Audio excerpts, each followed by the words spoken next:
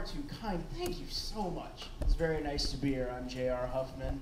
I recognize a few of your faces. Of course, Mr. Valentine Prince, very excited to see you perform tonight. My good friend, Disgustin' Justin, in the background there. How you doing, Chief? Hey, so let's just let's tear right into it, folks. So the other day, I was home alone, and I was making toast with my broiler because I don't own a toaster.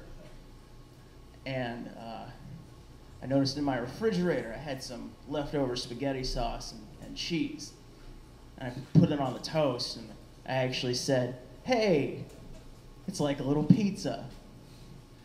And then I started crying. I'm pretty sure that's just the saddest thing I've ever said out loud.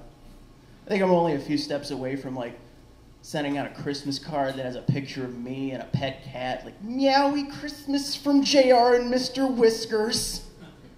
P.S. If you get a New Year's card, that doesn't mean I didn't kill myself."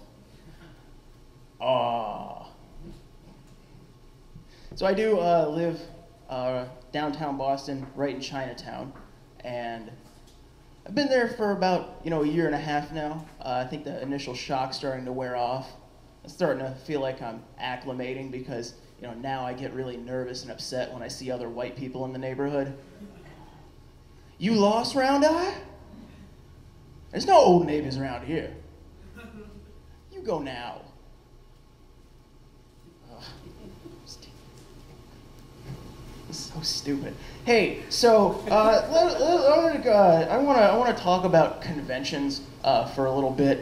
I remember it was about like 3 or 4 months ago, and it's just got inundated. Like over a 4-weekend period, there was like PAX East, which is like a video game convention, and Comic-Con Boston, and Anime Boston, and RaffleCon, and I just it bothered me because like the whole time that was going on, I would like get on the train and get home from work anywhere between Friday and Sunday, and I'd see all these kids on the train, and I just had this overwhelming urge to like dump their books, put their face in the sand, even though we weren't near a beach. But it's just I think what bothers me is this like a generational gap between like nerds now and nerds of my generation, which isn't that old. I'm only 26, but it's just I think that what the problem is that kids today are like teenagers who are into what you would classify as like nerdy shit. They're really open about it. They'll just tell everybody, and like I don't get that at all. Like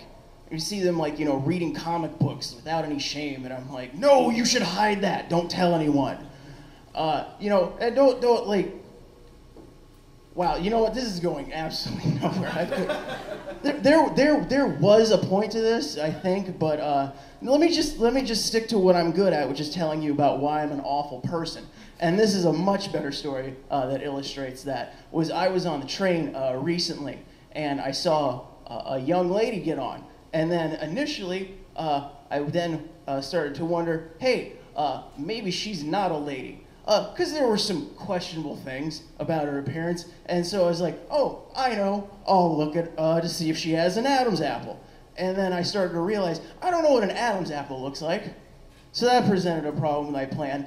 And then I started just like glancing around the train at like women's necks to see like, hey, well, what does that actually look like if they like? No, she's clearly a lady. That's the smoothest I should. No.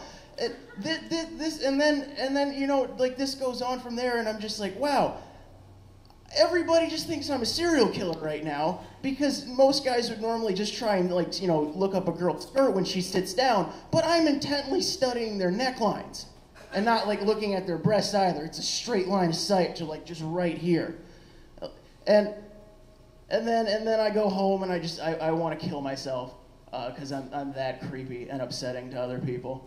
Or at least I assume as much. So this was weird and an interesting start to your evening. Good luck, everybody else. My name is J.R. Huffman. Give it back to your host. Thank you guys so much.